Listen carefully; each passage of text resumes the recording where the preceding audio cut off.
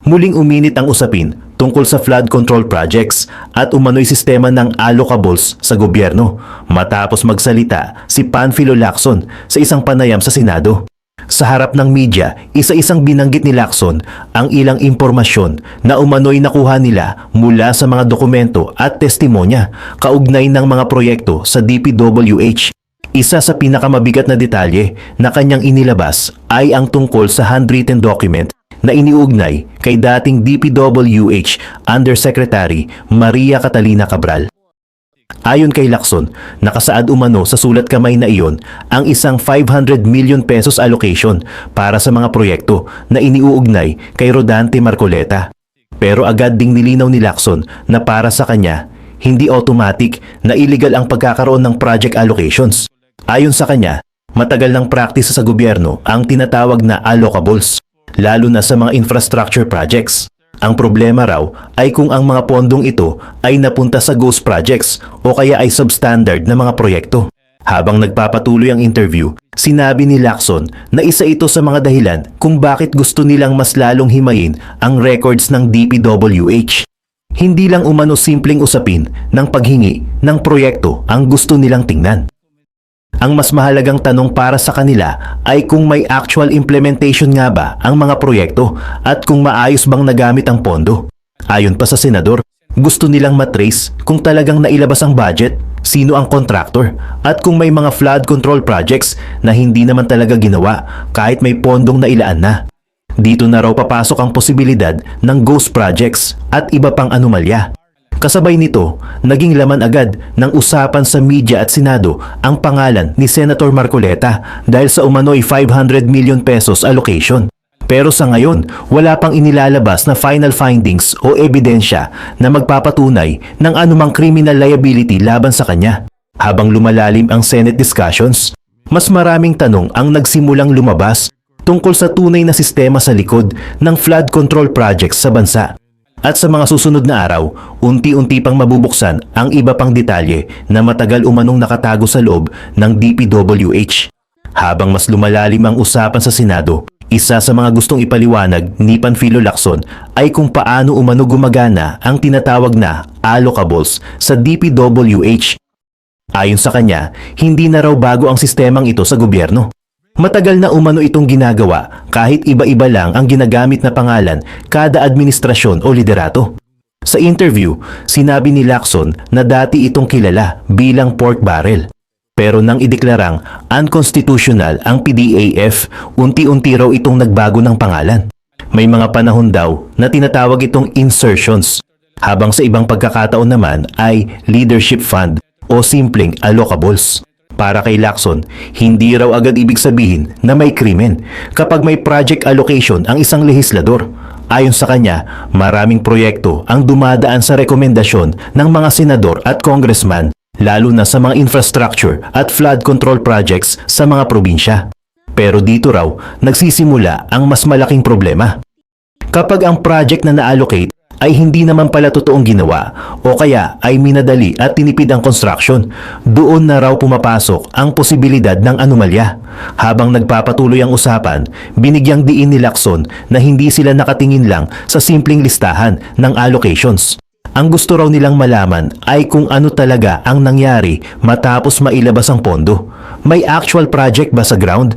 May flood control structure bang naitayo? O nasa papel lang ang lahat? Kasabay nito, nagsimula ring mabanggit sa Senado ang mga salitang ghost projects at substandard projects. Ayon kay Lacson, ito raw ang mga dapat talagang tutukan sa investigasyon dahil dito makikita kung may nasayang o nawawalang pera ng gobyerno. May mga proyekto raw kasi na kumpleto sa dokumento, pero kapag pinuntahan sa aktual na lugar, halos walang makita o kaya ay madaling nasisira kahit bagong gawa pa lang. Ito, umano ang klase ng sistema na gusto nilang himayin sa mga susunod pang pagdinig. Habang dumarami ang testimonya at dokumentong lumalabas, mas lalong nabubuo ang tanong sa Senado kung gaano na ba talaga kalalim ang sistemang ito sa loob ng DPWH at kung sino-sino pa ang maaring madamay habang lumalawak ang investigasyon.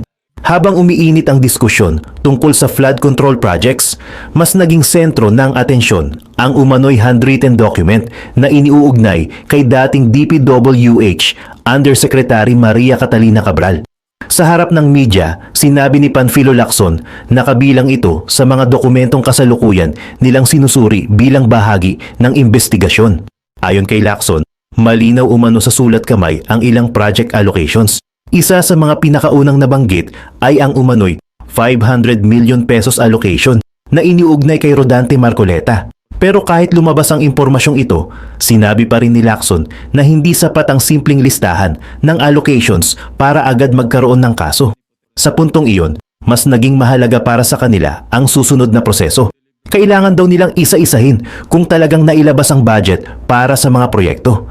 Susunod dito ang pag-check kung totoong may project implementation sa mga lugar na nakalista sa dokumento. Habang pinapaliwanag ito ni Lacson, sinabi rin niyang gusto nilang malaman kung sino-sino ang contractors na humawak sa mga proyekto at kung maayos bang nagawa ang mga ito. Dahil para sa kanya, doon lalabas kung may anomalya o wala. May ilang projects daw kasi na posibleng kumpleto sa records pero kailangan pa ring beripikahin sa actual sites. Kapag nakita raw na walang proyekto sa mismong lugar kahit may pondong inilabas, posible itong maituring na ghost project. Kapag naman mababa ang kalidad ng gawa at madaling nasisira, maaari naman itong pumasok sa usapin ng substandard projects. Habang nagpapatuloy ang usapan, nabanggit din ni Lacson na posibleng makarating sa Office of the Ombudsman ang ilang dokumentong hawak nila depende sa magiging resulta ng validation at tracing ng records. Pero nilinaw din niya na hindi pa ito final findings. Patuloy pa lang umano ang paghimay nila sa mga documents, testimonya at records mula sa DPWH. Sa likod ng bawat handwritten note at bawat project allocation, mas marami pa raw silang gustong malaman bago makabuo ng mas malinaw na larawan ng buong sistema. At habang lumalalim ang investigasyon, unti-unti ring nabubuksan ang tanong kung gaano karaming flood control projects ang maaaring kailanganin pang suriin sa iba't ibang bahagi ng bansa. Habang mas marami pang detalye ang inilalabas sa Senado, napunta naman ang usapan sa naging confirmation process noon ni Manuel Bonoan sa Commission on Appointments o CA. Dito nagsimulang ikwento ni Panfilo Lacson ang ilang impormasyong umano'y mismong nanggaling sa ilang congressmen na bahagi rin noon ng CA panel. Ayon kay Lacson, may mga lumapit umano sa kanya matapos niyang ilabas ang ilang detalye tungkol sa flood control issue. Ang sabi raw ng mga ito, sila umano ang mga nabukulan sa proseso. Ibig sabihin, may ilan daw na nakakuha ng project allocations habang ang iba ay walang natanggap. Habang kinukwento ito ni Lacson, sinabi niyang may aligasyon umanong nagkaroon ng hilingan ng proyekto habang isinasagawa ang confirmation process kay Bonoan bilang DPWH Secretary. Hindi raw niya personal na inilalahad ito bilang direktang ebidensya, kundi bilang impormasyong nakarating sa kanya mula sa ibang lehislador. Mas lalo pang uminit ang usapan nang mabanggit ang umano'y 1.5 billion pesos request na konektado raw sa mga project allocations, pero ayon sa claim na narinig ni Lacson mula sa ilang congressmen, 500 million pesos lang umano ang naibigay. Dahil dito, may ilan daw na hindi natuwa dahil hindi sila nabigyan ng parte. Hindi man pinangalanan ni Lacson kung sino-sino ang mga congressman na nagsumbong sa kanya. Sinabi niyang ito raw mismo ang ilan sa mga taong nagtutulak na mas lalong himayin ang sistema ng allocations sa DPWH. Habang nagpapatuloy ang interview, nilinaw din ni Lacson na hindi niya agad tinuturing na krimen ang pagkakaroon ng project requests. Para sa kanya, ang mas mahalaga ay malaman kung ano ang nangyari sa mga proyekto matapos mailabas ang allocations. Sa puntong iyon, mas naging malinaw kung bakit lumalawak ang direksyon ng Senate inquiry. Hindi na lang ito simpleng usapin ng flood control projects. Unti-unti na rin itong binubuksan ng tanong kung paano ba talaga gumagalaw ang sistema ng project allocations sa loob ng gobyerno at kung gaano kalalim ang impluensya ng politika sa paglabas ng mga proyekto. Habang tumatagal ang pagdinig, mas maraming pangalan at mas maraming detalye ang nagsisimulang lumabas. Pero kasabay nito, mas lalong lumalaki ang pressure na ma-verify ang bawat claim at dokumentong hawak ng Senado bago ito umabot sa susunod na antas ng investigasyon. Sa gitna ng patuloy na pagdami ng mga aligasyon tungkol sa flood control projects, isa pang dating opisyal ng DPWH ang nabanggit ni Panfilo Lacson sa kanyang interview, si dating DPWH Yusek Bernardo. Ayon kay Lacson, hindi agad naging direkta ang naging pag-uusap nila ng dating opisyal. Sa umpisa raw, puro denial muna ang naging sagot nito sa mga unang tanong tungkol sa umano'y sistema sa loob ng DPWH. Katulad daw ng ibang lumalapit sa kanila, maingat at limitado lang muna ang ibinibigay na impormasyon. Pero habang tumatagal ang kanilang mga meeting, unti-unti umanong nagbago ang direksyon ng usapan. Ayon kay Lacson, ilang beses muna silang nagkita bago nagsimulang magsalita ng mas detalyado si Yusek Bernardo tungkol sa mga nangyayari umano sa loob ng ahensya.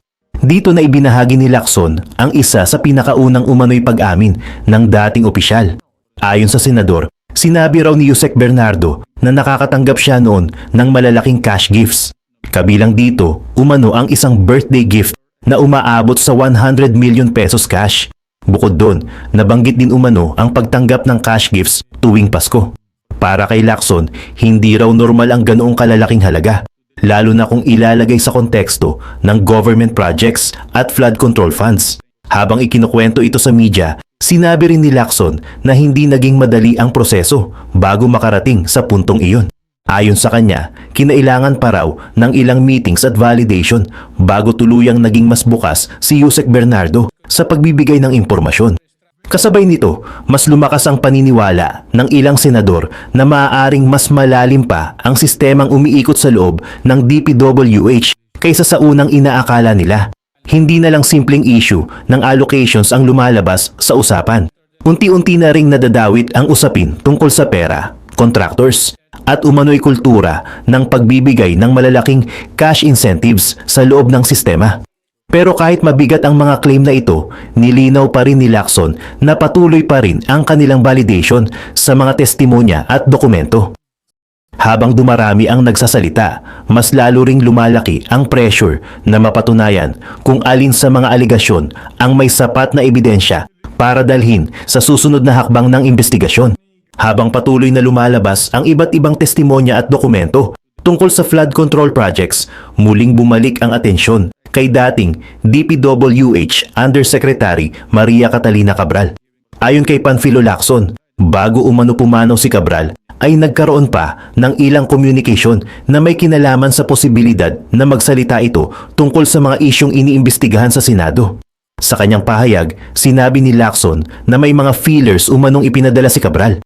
Hindi pa raw diretsong pag-amin iyon, pero may indikasyon umano na gusto nitong makipag-usap at magbigay ng impormasyon tungkol sa ilang proyekto at allocations sa loob ng DPWH. Ayon kay Lacson, hindi agad si Cabral mismo ang kanilang nakausap. Una raw nilang nakausap ang abogado nito bilang paghahanda kung sakaling matuloy ang mas malalim na pag-uusap. Dahil sa mga nauna nilang karanasan sa ibang resource persons, gusto raw nilang siguraduhin na handa talagang magsabi ng buong detalye ang dating opisyal bago sila tumuloy sa formal discussions. Habang ikinukwento ito ni Lacson, sinabi niyang may pagkakapareho umano ang naging simula ng komunikasyon nila kay Cabral at sa ibang dating opisyal na una munang nagde-deny bago kalaunan ay nagsimulang magsalita. Pero sa kaso raw ni Cabral, hindi na umabot sa puntong iyon ang kanilang usapan. Hindi na umano natuloy ang mas malalim na pag-uusap dahil sa biglaang pagpanaw ni Cabral. Dahil dito, maraming tanong ang naiwan at maraming detalye ang hindi na umano na ipaliwanag ng direkta mula sa dating opisyal. Kasabay nito, mas naging mahalaga para sa Senado ang mga dokumentong naiwan at iba pang records na konektado sa pangalan ni Cabral. Isa na rito ang handwritten notes na naunang nabanggit sa mga pagdinig at interviews. Habang nagpapatuloy ang inquiry, mas lalong nabubuo sa Senado ang larawan ng isang sistemang matagal nang umiikot sa loob ng ilang bahagi ng DPWH.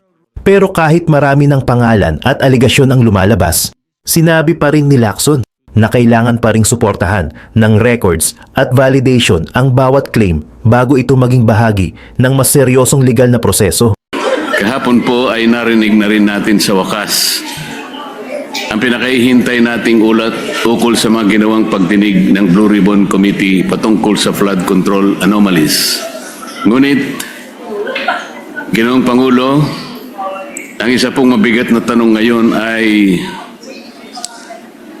hindi lamang kung anong laman nito, kung hindi paano ito iniharap sa sambayanan.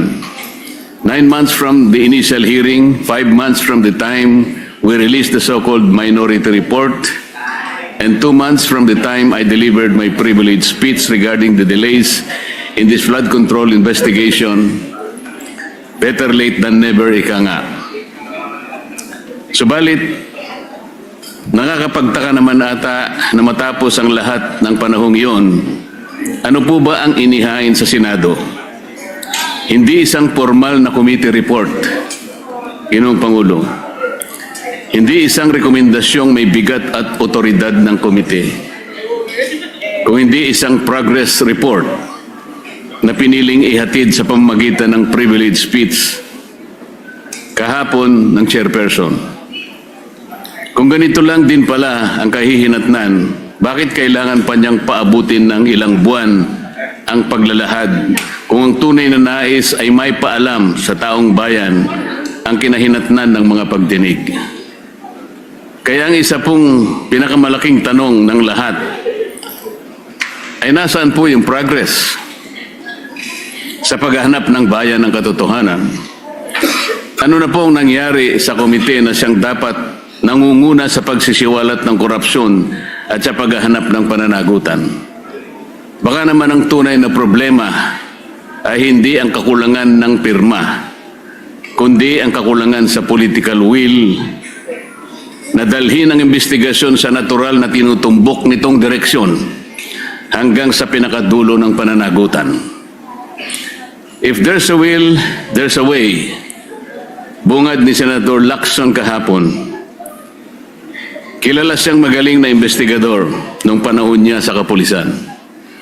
Kung nanaisin niya talaga na tuntunin ang katotohanan sa pamamagitan ng ebidensya na kanyang binigyan pa ng diin, dapat ay hindi niya tinitigilan o ipinagpapaliban ang mga pagdinig.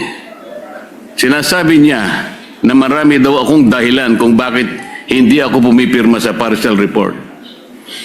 Ngunit mas marami akong katanungan sa kanyang sariling mga dahilan kung bakit hindi matapos-tapos ang investigasyon ng Blue Ribbon patungkol sa bagay na ito. May mga napako at pabago-bagong desisyon tulad ng Abril 14, naka-schedule ang pagpapatuloy ng hearing sa Blue Ribbon Committee ngunit biglang ipinagpaliban. Ngayon naman, ang kondisyon sa partial report na hindi raw magpapatuloy, Ginoong Pangulo, ang pagdinig hanggat hindi napipirmahan ang partial report. Isa itong malinaw na pag-atras sa nauna niyang sagot sa akin nung siya'y direktang tanungin ko sa bulwagang ito, Ginoong Pangulo. Gaya ng pagtiyak niyang ipagpapatuloy ang investigasyon nang lumabas ang balita tungkol sa pagkahuli ni Zaldico. The quest for truth has been effectively hostaged by the whims of the chairperson who emphasized that he respects the decision of his members, but then said that there will no longer be any hearings unless and until the partial report has been signed. He also said that he wants a healthy discussion, yet won't accept any interpellations. Ano po ba talaga, kuya? Senator Lacson is indeed consistently inconsistent, invoking transparency when convenient, but resisting accountability the moment questions are directed at him and his report. Mr. President, are all members of the committee mandated or obligated to sign committee reports? Can members of the BRC be compelled to sign a partial report?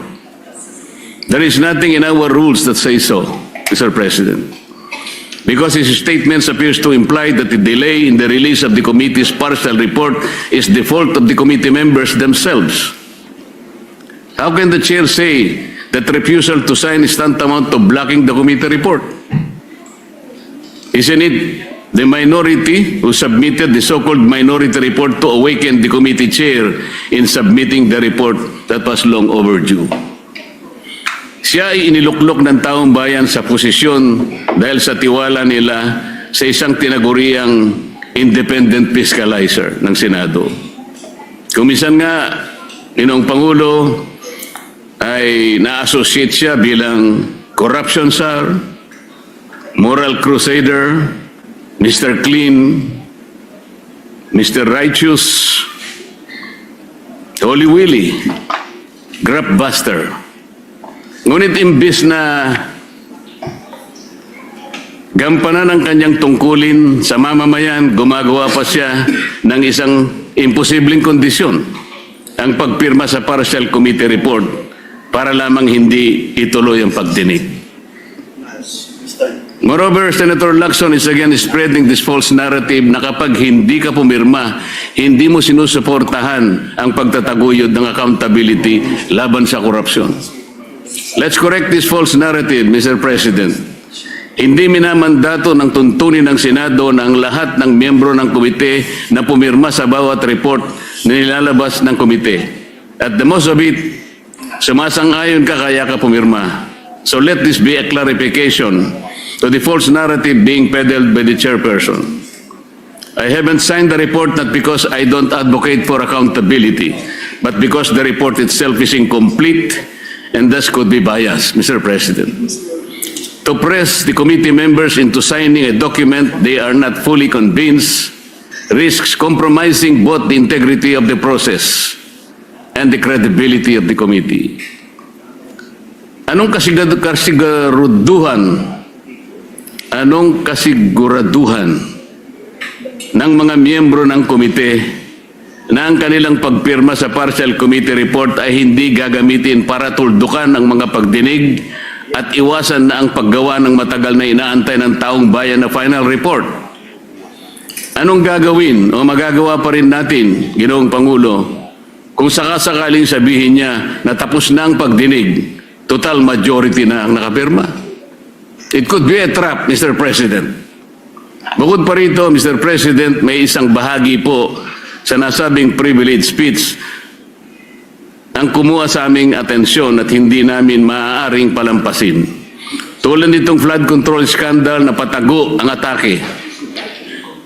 Ito pong slide na may pamagat na allocables at leadership fund na kanyang ipinakita sandali kahapon ay may imahe na hindi naman lubos na inilantad sa taong bayan. Putol, hindi buo, walang sapat na konteksto. At tila ba'y tumutukoy sa representasyong ito bilang humihingi ng mga proyektong katumbas ng 500. Whether it's 500 billion, 500 million, or 500,000. The big document tells a narrative that a certain Kong Marcoleta has this 500 allocation for the DPWH. At kapansin-pansin po, Mr. President, na tila hindi nakuha ng naturang slide ang inaasahang atensyon mula sa media matapos ang kanyang privilege speech. Marahil dahil maging ang mga mamahayag ay nakita ang kahinaan nito.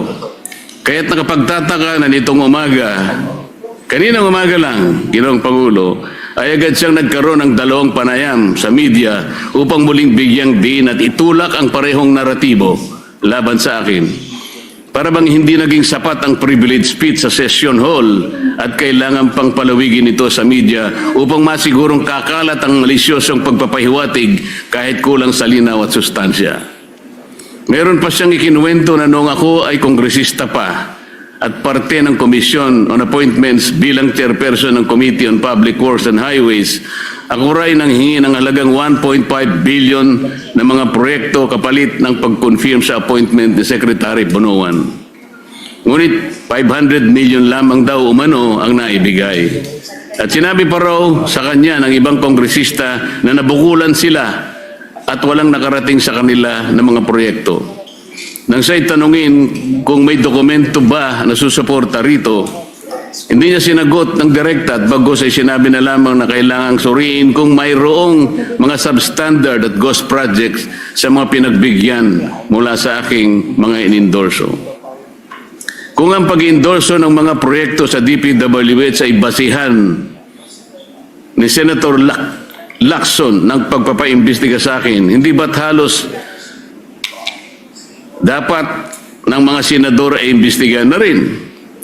Ayon mismo kay Senator Lacson noong nakaraang taon, Setyembre yata yun, Ginoong Pangulo, halos lahat daw ng mga senador noong 19 Congress ay nag-insert ng allocation projects ng 2025 national budget na nagkakahalaga ng kumulang 100 bilyong piso bawat individual.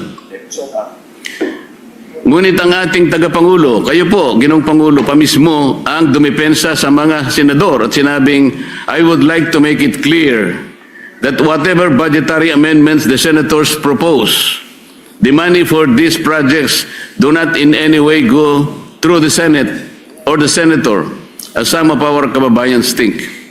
It goes directly to the implementing agencies under the executive department. Sa dinami-dami ng mga pangalang nakaladlad sa kontrobersyang ito, ang ilan pa ay tila maingat na iniiwasan ng ating chairman at hindi man lamang nabanggit ng direkta kahit paulit-ulit nang iniuugnay ng mga naglutangang testigo at ilang beses nang naidawit ang mga sinumpaang salaysay, sa mga sinumpaang salaysay. Talaga namang pilit na isinasama ako sa kanyang naratibo. Masyadong halata naman ito, Ginoong Pangulo. Ako na ngayon ang pinagtutuunan niya ng pansin. Dahil ba sa ako lamang ang nagsasabi sa kanya na gawin niya dapat ang trabaho niya, Mr. President? Kung ang talagang hangarin ng chairman ay katotohanan na transparency, bakit tila naging targeted ang kanyang patama sa pumupuna sa kanya? Bakit hindi siya manindigan o bakit hindi niya matindigan na mismong ombudsman na nga ang nagsabi ng kanilang kakasuhan, si Speaker Martin Romualdez? Para ba sa kanya ay walang talagang kinalaman o sadyang pikit ang kanyang mga mata sa isinisigaw ng lohika? Sadya ata talagang nagbago na ang ating kasamahan. Nasaan na ang tapang ng dating Chief PNP na habulin ang mga nagkasala sa bayan? Kung itong issue nga na patungkol sa paglimas ng ating national budget ay kanyang iniiwasan at ipinagpapaliban ng matagal, ngayon gusto niyang puntahan ng umunoy breakdown ng mga proyekto para malaman kung may mga ghost projects sa mga ito. Paraan lamang niya ito upang maipilit ang kanyang naratibo laban sa akin, Ginoong Pangulo. Hindi na po ito paghahanap ng katotohanan. Ito ay pagpapalutang ng duda sa pamamagitan ng isang palabas. Hindi na rin po bago sa akin itong ganitong pailalim na pag-atake, Ginoong Pangulo. Nakita na natin ito nang siya ay sadyang nagpakalat ng isang splice o pinagtagpi-tagping video ng aking mga pahayag upang baluktutin ang tunay kong sinabi at linlangin ang publiko tungkol sa aking posisyon. Noon pa man malinaw nang may pagtatangkang sirain hindi lamang ang aking pangalan kung hindi pati ang aking kredibilidad bilang lingkod bayan. At ngayon, tila inuulit na naman ang parehong taktika mula sa isang manipulated video noon hanggang sa mga pahapyaw na slide na naglalaman ng hindi kumpletong dokumentong ipinakita niya kahapon. Pareho ang pamamaraan. Nagtatanim ng duda, magpapakalat ng kasinungalingan at lilikha ng maling impresyon laban sa akin sa halip na harapin ang tunay na issue. Nakakalungkot pa na manggagaling ang mga gawang ito sa isa sa atin sa kapulungan ito. Hindi lamang nakalulungkot kundi nakagigimbal. Isipin sapagkat sila po ay binoto ng ating mga mamayan para gumawa ng mabuti para sa ating bayan. At mas lalong nakadidismaya pa, Ginoong Pangulo, na sa halip na gamitin ang kapangyarihan ng Senado upang papanagutin ang makasalanan at hanapin ang buong katotohanan, ginagamit ito ng ilan bilang kasangkapan sa pagtitibag laban sa mga hindi kayang patahimikin at pigilan. Ginoong Pangulo, bakit ako pipirma sa isang partial report kagaya ng aking pinahayag kahapon? Ang partial report ay unfinished report.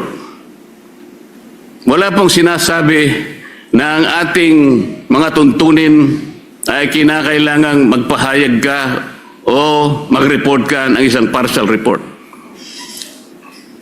Bakit po kinakailangang partial report and di pa final report?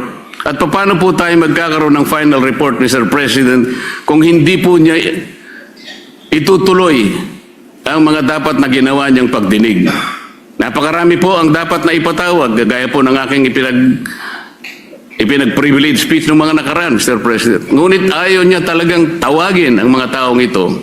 Tila baga, meron siyang pinagtatakpan talaga. Taong bayan na po naghihintay, Mr. President. Hindi ba ang taong bayan ang pinagsisilbihan natin? Meron pa po bang tinitingnan siyang mas mataas sa taong bayan, Mr. President? Palagi niyang sinasabi, hindi ko raw po naiintindihan ang interparliamentary courtesy. Mabigat na paratang, Mr. President. Sinabi ko nga po kahapon, ang interparliamentary courtesy ay kinapapalooban ng dalawang kapulungan. Ang Kongreso at saka ang Senado. Paggagalangan sa bawat chamber. Ngunit bakit po itinatanghal niyan ay galang natin ang kabilang chamber, ngunit tayo mismo dito sa ating sariling bulwagan ay hindi ko nakikita ang tunay na paggagalangan. Alin ba ang mas importante, Ginoong Pangulo? Kailangan ba nating munang igalang ang ating kapitbahay, pero hindi natin igagalang mismo ang miyembro ng sarili nating pamilya?